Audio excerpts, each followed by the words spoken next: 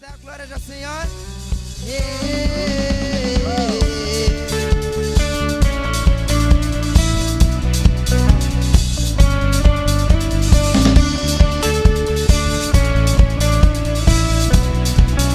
Adoramos, Senhor.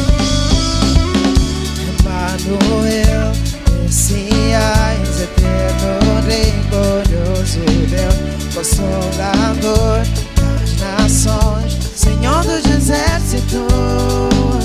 Emmanuel, Messias, eterno Rei, glorioso Deus, Consolador das nações, Senhor dos exércitos. Celebra o Senhor.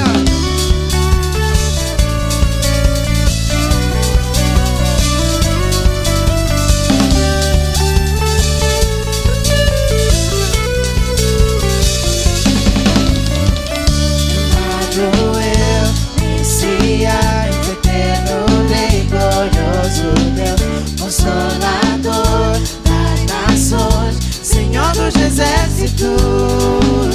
Emmanuel, Messias, eterno Rei, glorioso Deus, Consolador das nações, Senhor dos exércitos.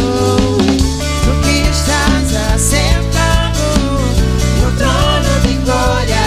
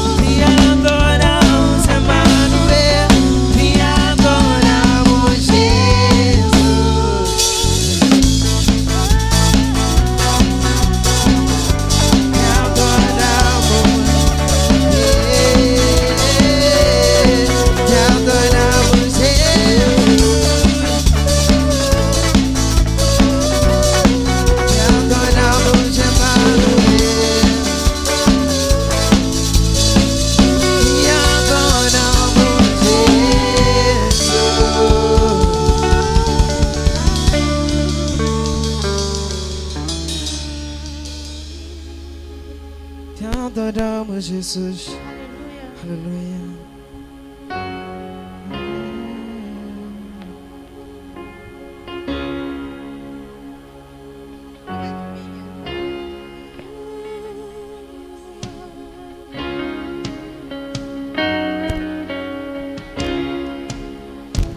With 1,000 hallelujah.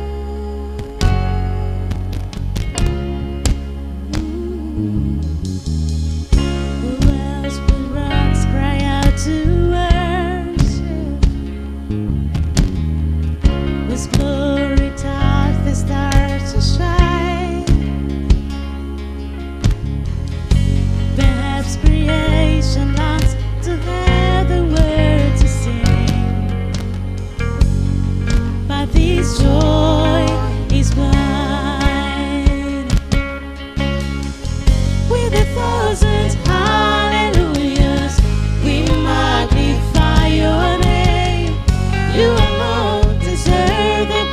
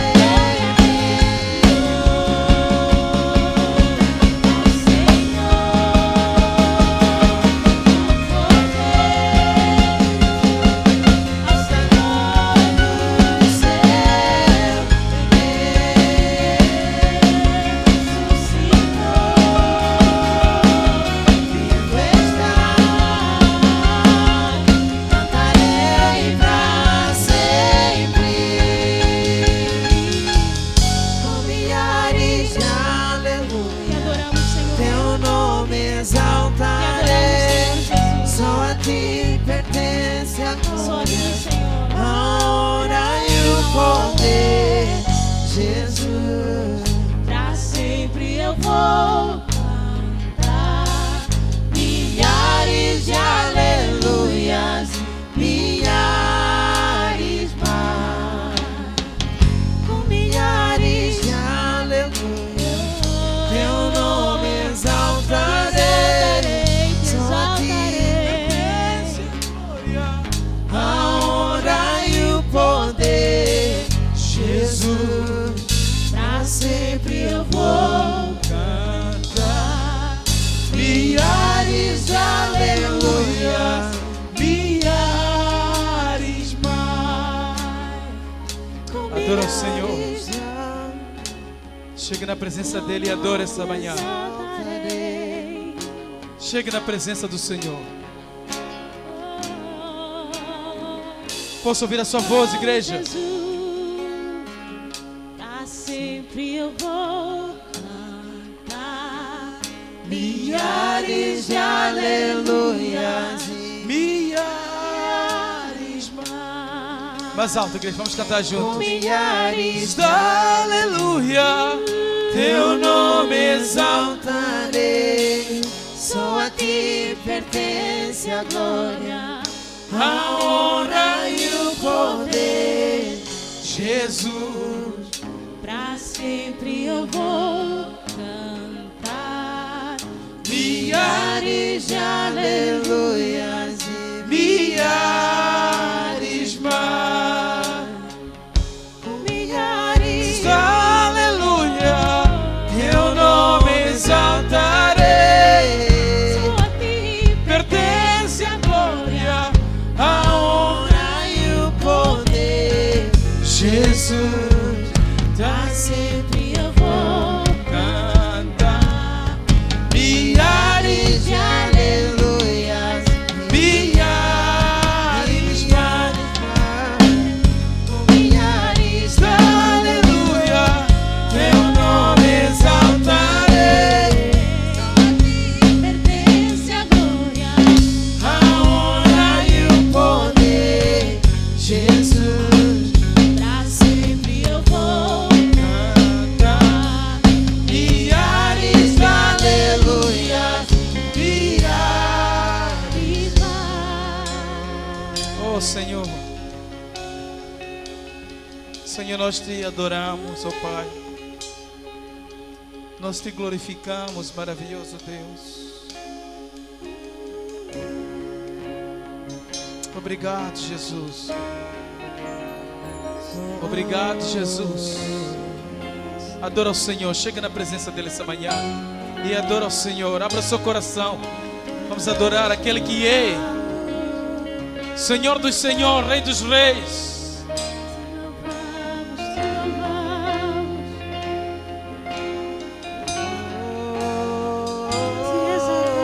te exaltamos, Suscitou, vivo está, vivo está, cantarei pra sempre, louve ao Senhor, o o Cordeiro, Cordeiro ao Senhor do céu, Rei, suscitou, vivo está, cantarei pra sempre, Louve ao Senhor. Declara, declara ao Senhor. Cordeiro do Senhor dos céus,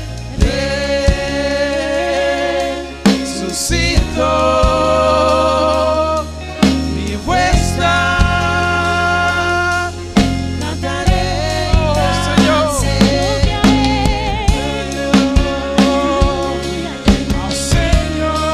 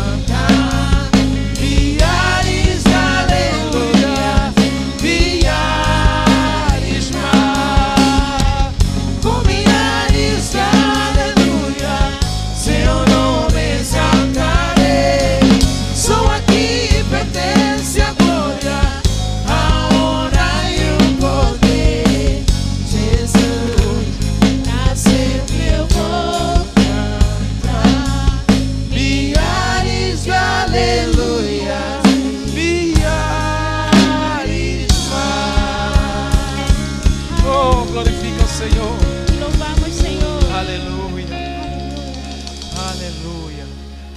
Glória a Deus. Aleluia, glória a Deus. Nosso Deus é bom. Senhor, chegamos diante da sua presença nessa manhã. Queremos te adorar, ó Pai. Queremos te glorificar. Queremos exaltar o seu nome, porque tu és digno, Senhor. Digno de receber a honra, digno de receber a glória. Pai, nos prostramos diante de ti nessa manhã. Tu és digno. Queremos trazer o nosso louvor para sempre, Senhor. Para sempre, Senhor. Aquele que vive, aquele que está sentado no trono da glória e reina para todo sempre. Aleluia. Aleluia. Dê a glória ao Senhor essa manhã. Dê a glória ao nosso bom Deus. Aleluia. Aleluia. Você pode sair do teu lugar e saudar esse irmão maravilhoso, esse irmão lindo que está aí com a paz do nosso Senhor Jesus. Meus queridos, nós temos seguido uma linha de mensagem. Para quem não acompanhou os 3 temas que nós já direcionamos nesses dias, nós temos seguido uma linha de mensagens que tem a ver com a característica de uma igreja cheia do Espírito Santo. Essa é a nossa série que nós temos levado, uma igreja cheia do Espírito Santo. Só para recordar que o irmão Dércio falou sobre o temor, o irmão Felipe falou aqui sobre a plenitude, o desejo de estar cheio do Espírito Santo, e na semana passada eu falava aqui que uma das características de uma igreja cheia do Espírito Santo é a pregação fervorosa. E aqui vinquei muito que a pregação fervorosa não é quando as pessoas gritam muito ou quando as pessoas se movimentam muito, mas ela é fundamentada onde? Na palavra de Deus. Essa pregação, ela deve ser fundamentada na palavra de Deus. Hoje estaremos a tocar a 4ª característica de uma igreja cheia do Espírito Santo, que foca-se no ensino doutrinário. Foca-se no ensino doutrinário. Estaremos observando um pouco a carta de Titus, só observando a carta de Titus para nos orientar essa manhã. Lá em Titus, no capítulo 2, nos versos 1, o apóstolo Paulo fala para Tito o seguinte: tu, porém, fala o que convém à sã doutrina. Tu, porém, fala o que convém à sã doutrina. E estaremos observando, vendo algumas orientações, exortação que Paulo deixa à igreja de Creta, trazendo uma orientação, um encorajamento ao Tito, seu filho na fé.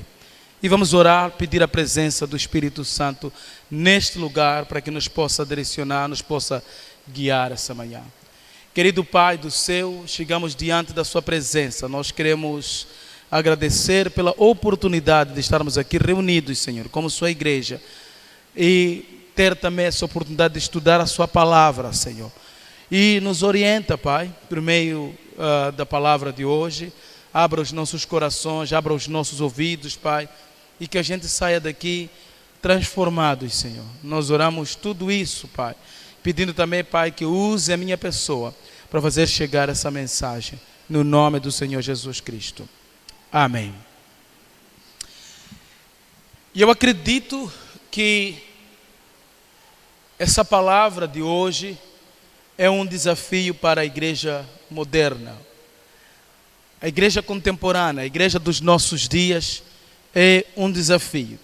Se já foi um desafio para a igreja do primeiro século, imagina nos nossos dias. Já se passa tanto tempo e de certeza que também passa a ser um grande desafio para os nossos dias hoje. Nós vemos essa carta que Paulo está direcionando ao seu filho na fé, nesse caso, Titus. Ele vai aconselhar, vai trazer conselhos práticos a Tito na organização da igreja. E Paulo, ao direcionar ou ao trazer esse conselho para Tito, ele traz 3 áreas gerais, que passo aqui a referir as 3 áreas. Primeiro, Paulo vai direcionar a Tito para nomear os presbíteros, pastores, que deveriam liderar a igreja. Ele vai chamar a questão das qualificações dos pastores que deveriam liderar, aqueles que deveriam estar em frente para liderar os irmãos na igreja. E também Paulo vai falar sobre a questão do ensino. Ele vai falar sobre a questão do ensino. Os presbíteros deveriam estar não só qualificados em termos morais, mas também qualificados para o ensino da pregação, para orientar o povo da maneira certa. Porque havia muitos falsos ensinos que iremos a posterior mencionar.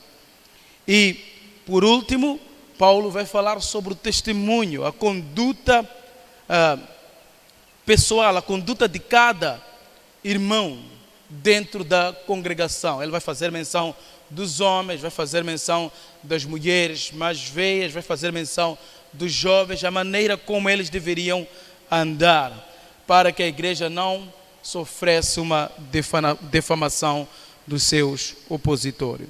E finalmente, né, como já havia dito, ele vai exortar aos santos a viver em contraste com os falsos profetas. E Paulo direciona isso para Tito, seu filho na fé, exorta, aconselha para que ele possa organizar a igreja. Para que ele possa organizar a igreja. E eu acho que essa mensagem é muito relevante nos dias de hoje, e é importante que a igreja, de facto, se quer estar cheia do Espírito Santo, ela deve pautar-se no ensino doutrinário. Mas o que é doutrina? Eu sei que nós temos já ouvimos vários conceitos sobre doutrina, mas eu não vou fazer aqui o conceito acadêmico, eu vou fazer um conceito mais virado para nós aqui, como crentes, como discípulos. Vai dizer que doutrina é um conjunto de princípios que tem como base as Sagradas Escrituras. Orienta o nosso relacionamento com Deus, com a igreja e com os nossos semelhantes. Ela também pode ser definida ainda como um ensino da palavra de Deus. O principal objetivo da doutrina bíblica é aprofundar o nosso relacionamento com Deus. Essa palavra doutrina tem a sua origem grega, ditate. Essa é a palavra grega, que significa o ensino ou instrução dos apóstolos. Você, quando lê o livro de Atos, no capítulo 2, nos versos 42, o princípio da igreja, você vai ver que essa igreja, ela se dedicava, né? Não era assim? Ela se dedicava ao ensino do quê? Dos apóstolos, né? Perseveravam no ensino dos apóstolos. Então, a igreja, a doutrina, ela de facto ensina, leva a um ensinamento ou a instrução. Entendemos que a doutrina sã é uma revelação eterna de Deus por meio das Sagradas Escrituras. Ela representa um alicerce da verdade da fé cristã. A doutrina bíblica são santas, divinas, universais e imutáveis. A doutrina não muda de acordo com o nosso querer, o nosso desejo. Nós podemos ter costumes dentro da igreja. Nem todo costume é errado, né? Nem todo costume é mau. Mas às vezes os costumes também mudam. Nós não estamos a falar essa manhã de costumes, nós estamos a falar de doutrina, aquilo que é alicerce da verdade, da fé cristã, que é divina, universal e ela é imutável. Agora, onde é que vem a importância? Porque Paulo orienta a Tito, seu filho na fé, a não parar de falar aquilo que é a doutrina sã, a doutrina que vem de Deus. Reparem, meus queridos irmãos, que a carta de Tito, ela tem muita semelhança com a de Timóteo. A primeira carta de Timóteo tem muita semelhança à carta de Tito. Paulo também vai falar para o Timóteo qual é as qualificações de um líder, e depois ele vai também exortar ao Timóteo o cuidado do ensino, a pautar-se na sã doutrina, porque havia ali muitas pessoas, judeus, que se faziam ser cristãos, traziam consigo seus mitos falsos para influenciar o cristianismo. Então, há de ver que aqui há uma semelhança na primeira carta de Timóteo, como também em Tito. Já a mesma orientação que Paulo está a deixar para esses líderes organizar a igreja. Agora, qual seria a importância se essa igreja que está cheia, que ela quer estar cheia do Espírito Santo, o que a doutrina faz? Por que a igreja não deve fugir da sã doutrina? Por que a igreja precisa permanecer da sã doutrina, da doutrina certa, da doutrina bíblica? O primeiro aspecto que se destaca, ou que nós vamos destacar, da importância de falar a sã doutrina, de viver a sã doutrina, o primeiro é que a sã doutrina expõe o falso ensino. A sã doutrina expõe o falso ensino. Costuma-se dizer assim: quem cala, se a igreja calar com o mundo de hoje, o que vai acontecer? Está a dizer que nós nem consentimos os ensinamentos que estão à nossa volta. Paulo vai dizer assim, em Tito, no capítulo 1, nos versos 10 a 11, Paulo diz, pois, falando isso com Timóteo e seu filho, vai dizer, pois existem muitos, principalmente os que vieram do judaísmo, que são revoltados e enganam os outros com as suas tolices. É preciso fazer com que eles parem de falar, pois estão atrapalhando famílias inteiras por ensino que não devem, com intenção vergonhosa de ganhar dinheiro.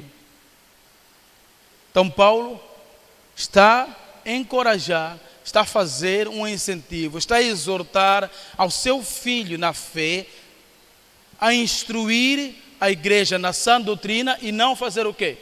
Essa igreja não se calar de falar a sã doutrina. Precisamos compreender, queridos irmãos, quando Paulo está falando, porque se você for a ver, muitas das cartas de Paulo, também que escreve às igrejas, ela vem para fazer um incentivo a se manter sempre focado no Senhor e fazendo também correções de alguns aspectos vividos dentro da igreja naqueles tempos.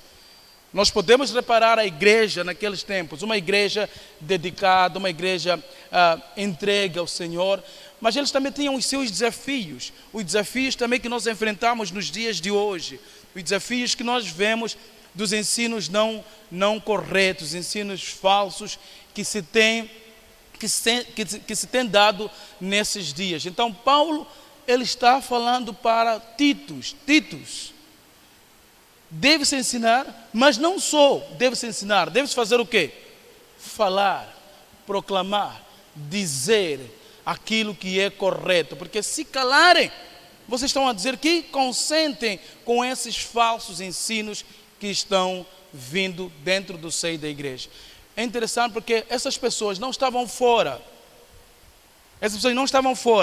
essas pessoas que confundiam os crentes, que se levantavam como mestres, como pastores ou presbíteros, eram pessoas que estavam no seio da igreja.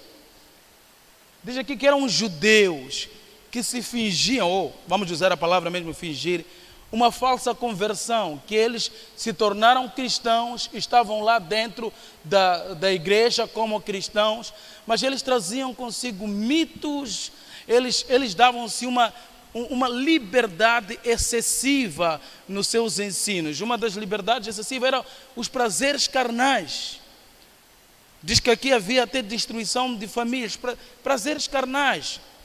A imoralidade era muito baixa, que vamos ver que os próprios crentes até publicamente perdiam a sua credibilidade, porque a moralidade dentro era muito baixa dentro da igreja, porque esses ensinavam a questão da liberdade, prazeres da carne, quer dizer, todo tipo de imoralidade sexual, eles não tinham problema com eles. E aí eles traziam esse ensino, um dos ensinos fortes lá era a circuncisão. É como se fosse a circuncisão definia o ponto da salvação. Mas nós sabemos que a salvação não é pela obra do homem, é a obra do próprio Deus. Nós somos salvos pela graça, né? Essa graça que vem de Deus, ela chega até a nós, pecadores, que nada merecemos. Essa é a misericórdia de Deus para conosco. Não merecemos nada, mas essa graça de Deus, esse amor de Deus, esse amor incondicional, Ele envia Cristo para poder nos salvar. Esses ensinavam mitos, obras, para tentar justificar a questão da salvação. E contudo, ensinavam também esses prazeres carnais. E Paulo vai dizer, não deixem, ensine, qualifiquem homens, colocam homens de bom testemunho, ensine para que essas pessoas sigam aquilo que é a doutrina sã, andem na doutrina sã, ensine e não deixem de falar. Não deixem de falar. E eu vejo nessa primeira importância de falar, eu vejo também nos dias de hoje, nós nos deparamos com essas situações. Nós nos deparamos com várias lutas de ensinos antibíblicos, ensinos que não têm nada a ver com a palavra de Deus, ensinos fora daquilo que é a palavra de Deus. É tempo, queridos irmãos, de voltarmos à palavra. Falávamos disso na semana passada sobre a pregação fervorosa. É tempo de voltar. É tempo de estudarmos, ler, não só ler, mas também declarar essa palavra. A palavra de Deus é vida, porque a palavra é Cristo. E quando nós falamos, né? Quando nós falamos a verdade, o que a verdade faz? Ela liberta, ela transforma.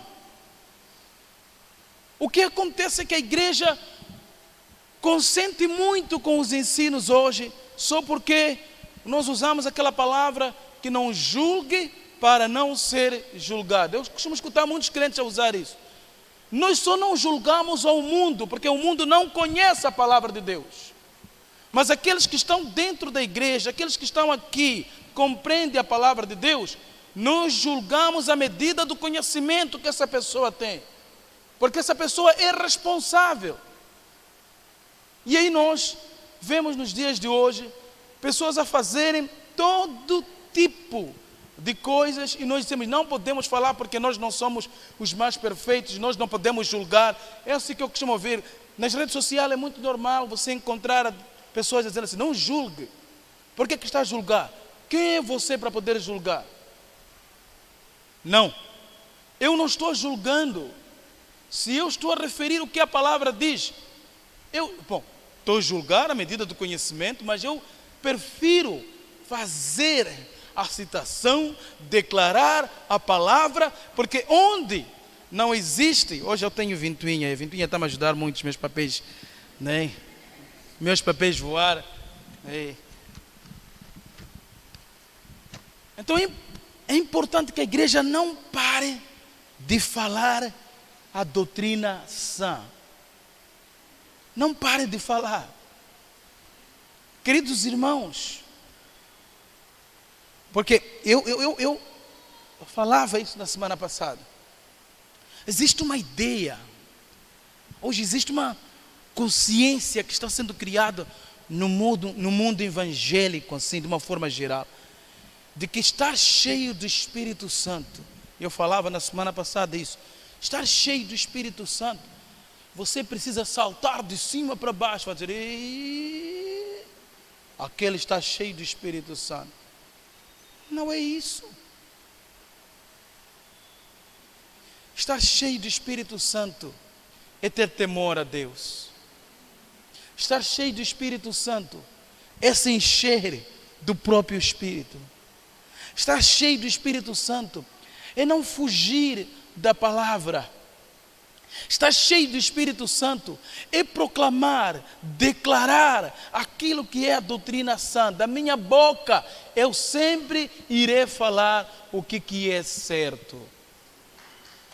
Amém? Eu irei falar aquilo que é certo. Hoje tem muitos crentes que estão cheios de vergonha, sabe? Verdade, né? Estão cheios de crentes com vergonha. Está a ver uma coisa? Esse ensino não é bíblico. Aquele tipo de comportamento não é aceitável. E aí o crente começa a ficar... Sabe qual é a justificação que usa? Senhor, eu sou muito humilde. Ele confunde a cobardia dele com humildade. Ele é covarde. Covarde mesmo, covarde. Ele é covarde. E ele pensa, sendo covarde, estando assim, calado e verde, Senhor, eu sou muito humilde. Ele não sabe o que está a fazer. Você está a consentir, fale. Porque quando nós falamos, nós vamos expor aquele ensino. Dizer que esse ensino não é verdadeiro, esse ensino não é bíblico. É isso que Paulo está a encorajar a Titos e a igreja de Creta, dizendo assim, ei, não só ensinem, mas também falem, para poder expor a esses ensinos que não são bíblicos.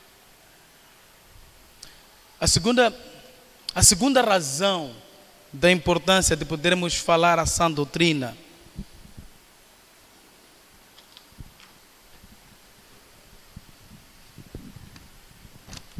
é que a sã doutrina, quando nós falamos, ela expõe a falsa profissão de fé.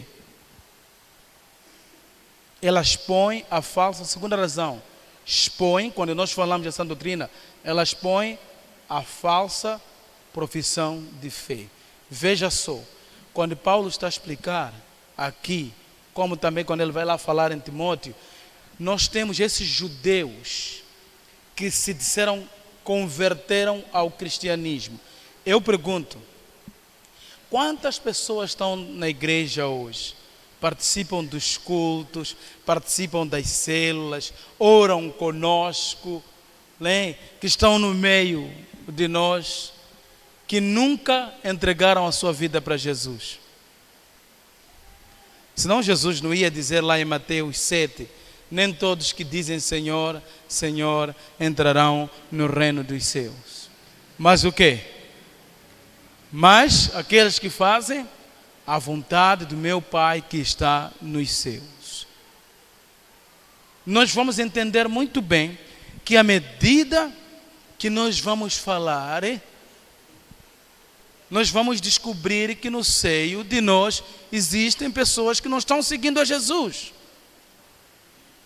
Tem pessoas que estão no meio com diversos interesses pessoais. Eles têm um interesse, têm algo. Eu até costumo brincar nesses dias. Tem pessoas que vão para a igreja só porque estão à procura de maridos ou esposa. Até ficam muito tempo. Mas nunca abrem o seu coração para que o Espírito Santo trabalhe, Jesus entre na vida dele, ele se arrependa e siga Jesus como Senhor. Esse é um exemplo só.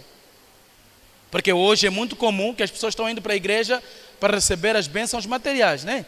Não é muito comum? Muito comum hoje. As pessoas estão indo para a igreja para financeiramente serem abençoados.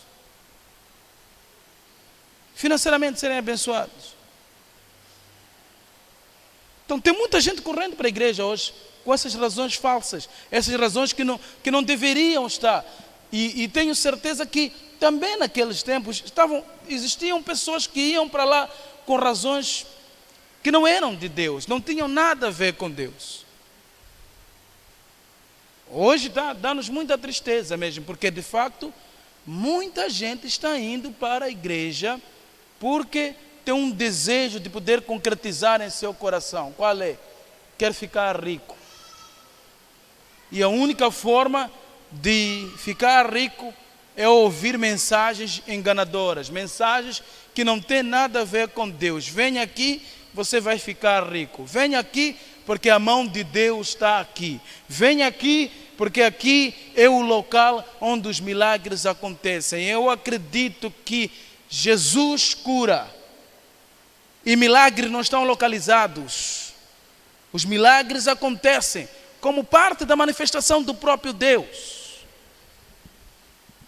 Então venha aqui, porque aqui nós, sabe, eu fico às vezes muito assim, me dá uma tristeza às vezes, vendo pessoas indo para a igreja só porque estão à procura de uma profecia. Elas vão porque está à procura de profecia. Bom, até nem é profecia, é adivinha. Porque tem uns que eram curandeiros, agora se transformaram em profetas, apóstolos e pastores. E quando você vai para esses lugares, eles começam a dizer: sabia, você, quem está a te feitiçar, está vendo aquela tua irmã lá? Manos. Isso é triste, pá. Destrói família, esse tipo de coisa. Não é de Deus isso. E pessoas ficam muito felizes. E ainda vão dizer: profetiza, papá. É isso mesmo, amém. Profetiza, papá. Então todo cuidado é pouco, porque à medida que nós vamos trazer o ensino bíblico, a orientação bíblica, esses ensinos vão expor aqueles que não caminham na fé cristã. Porque quando nós falamos a verdade incomoda sempre. Quando você ensina e instrui a verdade incomoda. Então é importante, meus amados, se nós queremos ser, uma das características da igreja é falar, e à medida que nós vamos falar também nós vamos colocar em exposição aquilo que não é de Deus. E a terceira e a última razão sobre a questão da doutrina, porque devemos falar a doutrina, é que lida com o comportamento das pessoas. Lida com o comportamento das pessoas. Você vê que uma das orientações que Paulo deixa aqui nessa carta vai chamar que os homens sejam sábios, os homens adultos sejam sábios, as mulheres, os jovens, a sua maneira de viver. Porque quando há um ensino da palavra, se a palavra liberta, vai acontecer o quê? Haverá o quê? Transformação na vida da pessoa. Não há quem teve um encontro com Jesus e a vida não foi transformada. Eu não estou a dizer transformação financeira, material, eu estou a dizer transformação interior, transformação do coração, transformação da mente, transformação do meu viver. É incrível, porque quando chama atenção os jovens, a maneira de comportar-se, ele vai chamar a maneira de como os jovens, a nossa língua, a maneira como falamos. Um crente fala bem diferente. Nem um discípulo de Jesus Cristo, se colocar, só para falar dos jovens aqui, se colocar um jovem que segue a Jesus e se colocar um jovem que está no mundo, vamos notar ou não vamos notar a diferença? Na sua maneira de abordar, não porque precisa falar um português lindo, não, mas ele vai ser muito cuidadoso quando ele estiver a falar. Porque há essa transformação que vai acontecer. E Paulo chama a atenção, quando nós falamos a doutrina sã, quando se traz a doutrina sã, as pessoas vão conhecendo a verdade. E essa verdade vai libertando em cada área. Vai libertando na nossa família, né? A transformação dentro da nossa família. Só para dar o exemplo, aquele que conhece a Jesus Cristo, que tem um relacionamento profundo com Jesus Cristo, quando ele conhece a Jesus, se ele era uma pessoa infiel, o que vai acontecer? O que vai acontecer? Ele vai ser fiel em sua casa, para sua esposa, vai ser fiel como pai. Ele tem toda uma transformação, toda. A mulher que era assim, não sábia, dentro da sua casa, quando conhece a Jesus, o que ela vai fazer? Ela vai edificar a sua casa, né? Com a sabedoria que vem de Deus.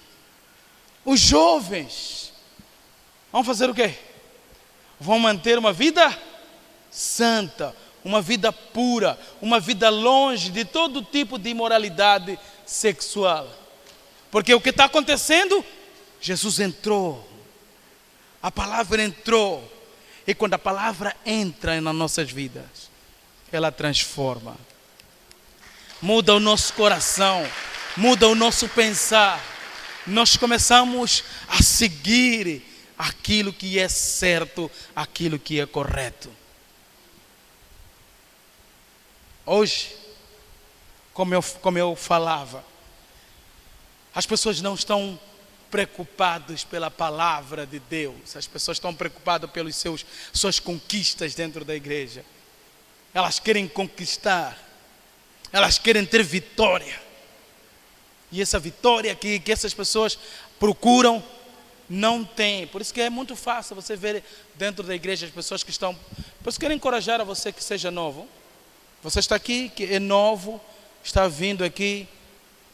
O teu foco principal é Jesus, amém? O teu foco principal é Jesus. Porque senão você vai se focar com a vida de um irmão aqui dentro e vai ficar desapontado. Então, para que você não fique desapontado, dizer, eu vi aquele irmão está muito... O tempo de estar aqui nesse lugar não significa que ele teve um encontro com Jesus e a vida foi transformada. Está ouvindo? Amém? Porque senão aqui há de se dizer assim, não. Mas ele está ali muito tempo. E como não bastasse, você vai dizer assim, mas até ele conversa muito com o pastor. Sim, eu converso com qualquer pessoa na estrada também, que nunca conheceu a Jesus. Converso com muita gente que nunca conheceu a Jesus.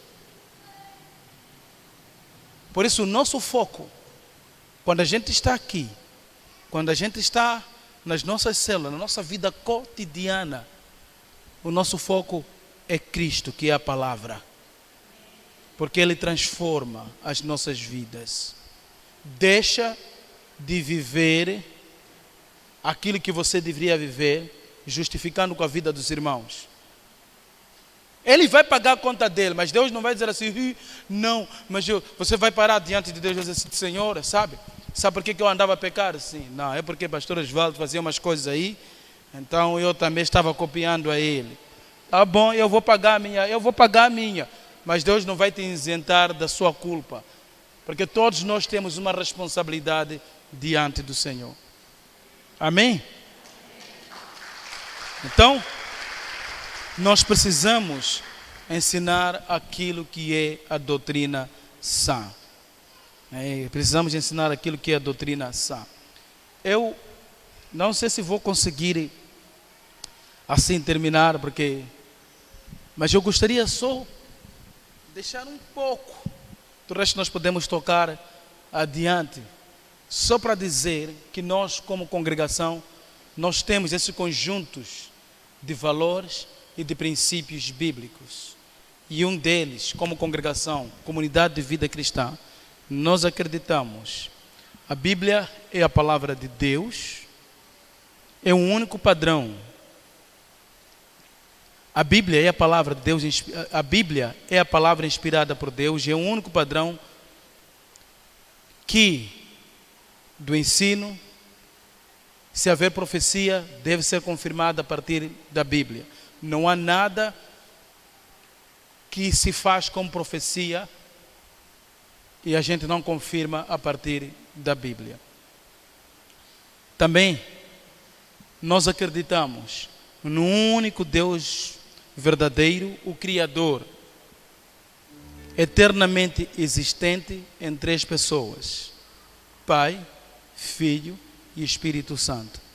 Essa é a nossa crença, porque existe um falso ensino aí de alguns que não aceitam na divindade da pessoa do Senhor Jesus Cristo, não aceitam na divindade do Espírito Santo. E muitos desses ensinos, alguns deles que é feito pela testemunha de Jeová, que não acreditam sobre a divindade da pessoa do Senhor Jesus Cristo. Nós acreditamos na divindade da pessoa do Senhor Jesus Cristo. Só a título de exemplo de alguns textos aqui, que você pode até ficar com eles, só para Isaías 9:6, Mateus 1:23, um menino, e o seu nome será Emanuel, que quer dizer o quê? Deus conosco. João 1:1-3, que é o texto que foi deturpado. Por exemplo, a testemunha de Jeová, esse texto foi deturpado. A original não é assim. A original não é assim. Diz o quê? No princípio, e o verbo era. Então tem muitos textos só para poderem fundamentar e dizer que nós acreditamos: Pai, Filho e Espírito Santo, Deus. Amém? Depois nós já falamos aqui sobre a divindade da pessoa de Jesus Cristo. Nós acreditamos que todo indivíduo vivente pecou. Todos têm culpa. Todos têm culpa perante a Deus. E somos incapazes de agradar a Deus ou salvar a nossa alma pelo esforço próprio. Nós não acreditamos pelo esforço próprio nós podemos nos salvar. Nós somos salvos pela graça, a graça que está em quem? Em Deus. Depois, também nós acreditamos na morte do Senhor Jesus Cristo na cruz, sua ressurreição. Pelo seu sangue pagou o preço pelos nossos pecados e ao 3º dia ressuscitou, e tendo ascendido aos céus, onde está assentado à direita do Pai, ele compartilha a autoridade e o poder. Então eu penso que nós podemos só depois pôr aqui aquilo que é os nossos princípios. Já falamos no culto da quarta-feira, mas ao falar sobre questão de princípio doutrinário, eu vou remeter aos líderes, nossos líderes da célula, ter os princípios doutrinários para juntos, dentro da célula, saber o que nós acreditamos como igreja. Se não se enquadra, essa é a nossa doutrina. Então você vai ter que encontrar um lugar onde você se enquadra. Mas dentro da comunidade de vida cristã, o Life Church, nós temos um princípio doutrinário. Nós temos uma orientação bíblica. Amém? E não teremos receio de poder falar aquilo que é a nossa crença, aquilo que são os nossos princípios e valores bíblicos. Glória a Deus. Amém? Então, se nós queremos ser uma igreja cheia do Espírito Santo, temos que nos focar no ensino doutrinário.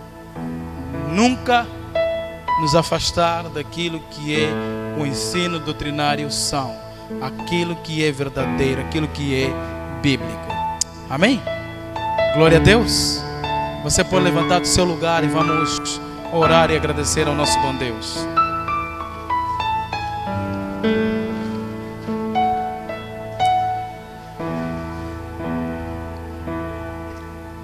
Querido Pai do céu, obrigado por essa manhã, Senhor, falar em nossos corações. Sabemos nós que os desafios são imensos. Muitos ensinos falsos têm se levantado nesses dias. Muitos ensinos falsos. Mas Pai, nos ajuda. Não estamos aqui como os prefeitos, mas nos ajuda a nós a termos um coração virado à Sua palavra, um coração de buscar o ensinamento da Sua palavra, Senhor. Nos livre, Senhor, do falso ensino, Pai. Mas que o desejo de cada pessoa que está aqui, cada pessoa, Senhor, o desejo de cada pessoa que está aqui nessa sala, se o Senhor seja em Te conhecer mais e mais, conhecer a Sua palavra e caminhar, não só conhecer, mas ser, Senhor, a Sua boca nos nossos dias. Não cessar, não calar, mas dizer e proclamar. E Pai, nós oramos no nome do Senhor Jesus. Se Pai, se for da Sua vontade nessa manhã, se tem pessoas que estão aqui e nunca fizeram essa decisão de entregar a sua vida para Jesus, render a sua vida para Jesus e ter esse encontro real com Jesus. Não um encontro religioso de participar um culto do domingo, um culto da quarta-feira, talvez um culto nas células, mas sim, Senhor, um encontro real consigo, Pai. Abra o coração dessa pessoa essa manhã, que essa pessoa se arrependa, se curve diante da Sua presença e receba a Ti como Senhor e Salvador. Porque sabemos que não há outro caminho a não ser Jesus. Não é o nosso falar, não é as nossas obras, porque sabemos que nós fomos salvos pela graça que está em Cristo Jesus. Por isso, Pai, nós oramos nesta hora, se haver um coração aqui que esteja disponível essa manhã em render a sua vida a Jesus. Pai, assim faça. Aí mesmo onde você está essa manhã, aí onde você está, se você está sério, quer entregar, quer render a sua vida para Jesus, abra seu coração. Abra seu coração. Reconheça que você é pecador e convida Jesus a entrar na sua vida, a ser o Senhor, a ser dono da sua vida.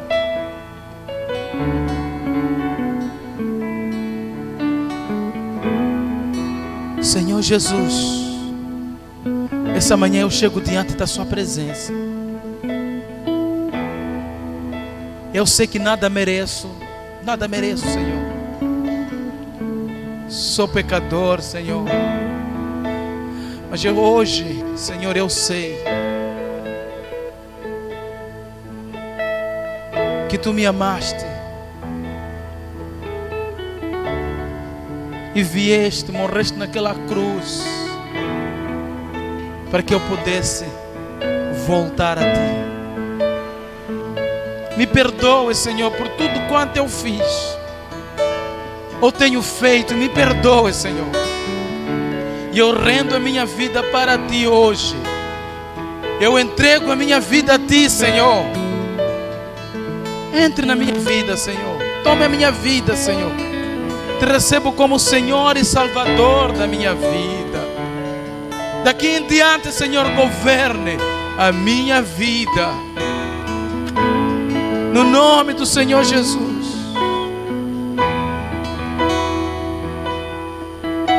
No nome de Jesus.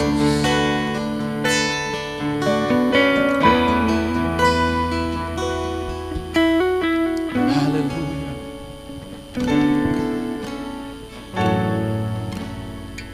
Aleluia. Sim, Senhor.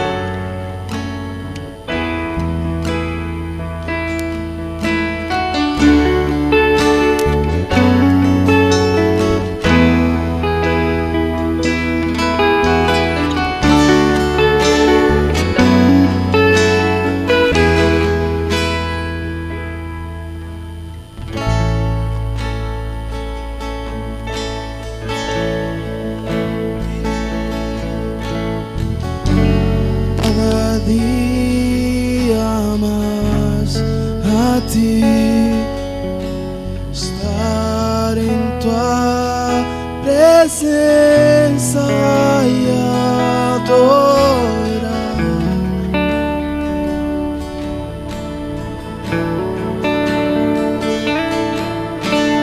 Quero conhecer-te cada dia mais a ti. Estar em tua presença e adorar. Queremos te adorar, Senhor.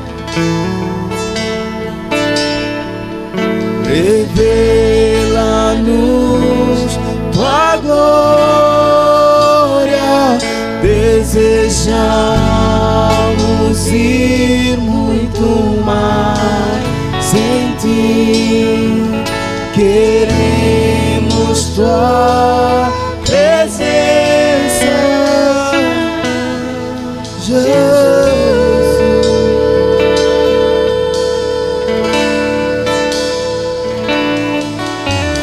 Ao que está sentado sobre o trono, ao que vive para sempre, sempre, seja a glória, seja a honra e o poder, seja a glória, seja a honra e o poder.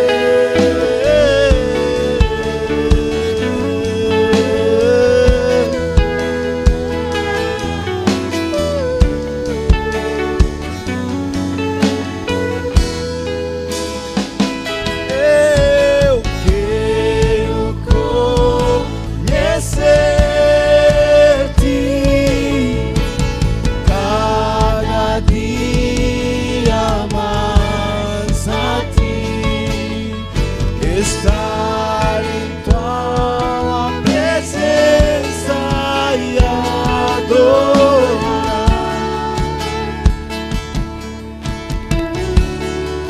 Revela-nos, revela-nos tua glória. Desejamos ir muito mais em ti. Queremos tua presença, Jesus.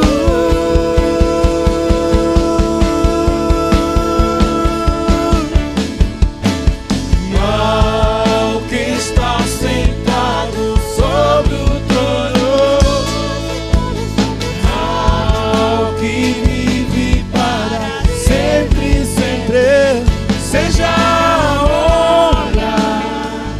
seja a honra e o poder, seja a glória, seja a honra e o poder, ao que está sentado sobre o trono, ao que vive para sempre, sempre, seja a glória.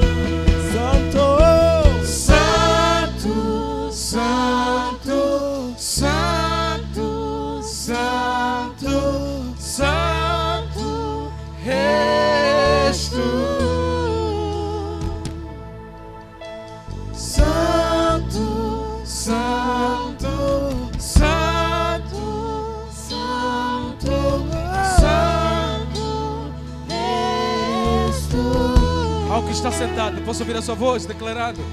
E mais alto, igreja, mais alto, igreja.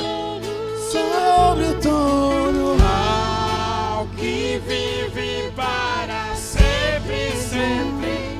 Seja a glória, seja a honra e o poder, seja a glória, seja a honra mais alto, igreja, declara.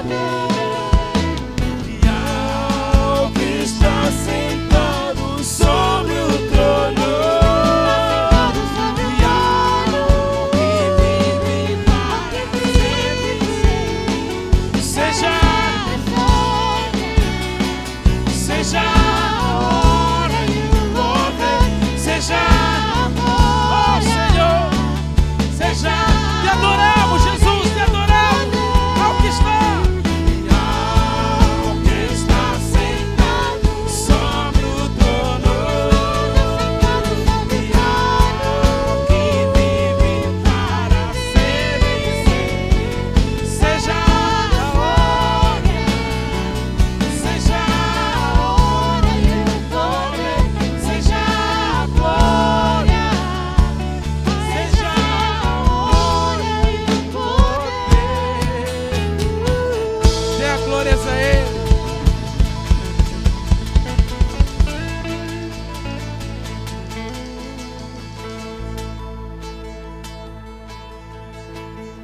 Amém.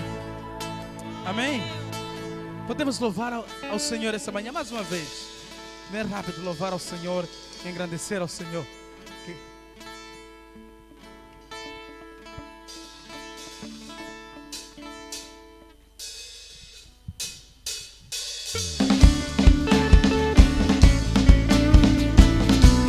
Vamos louvar a Ele, aquele que é digno, aquele que está sentado no trono e reina para todo sempre. Amém.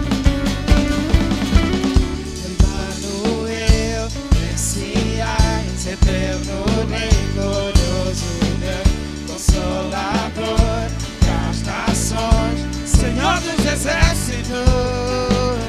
Emmanuel, Messias, eterno Rei, glorioso Deus, Consolador das nações, Senhor dos exércitos. Declara o Senhor.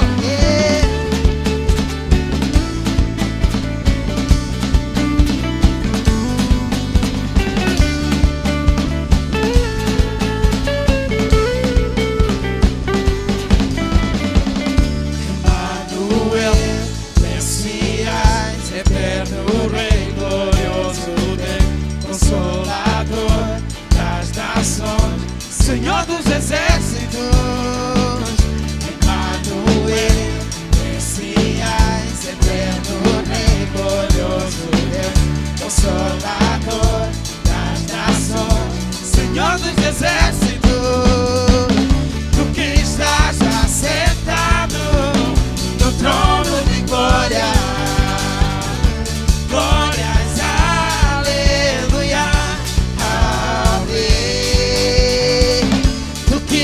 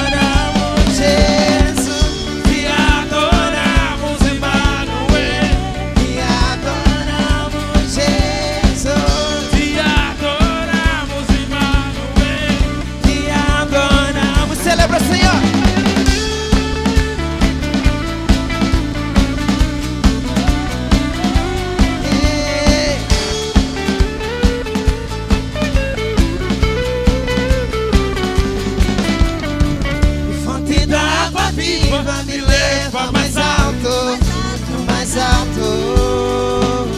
eu quero mais e mais de ti, Menos de mim.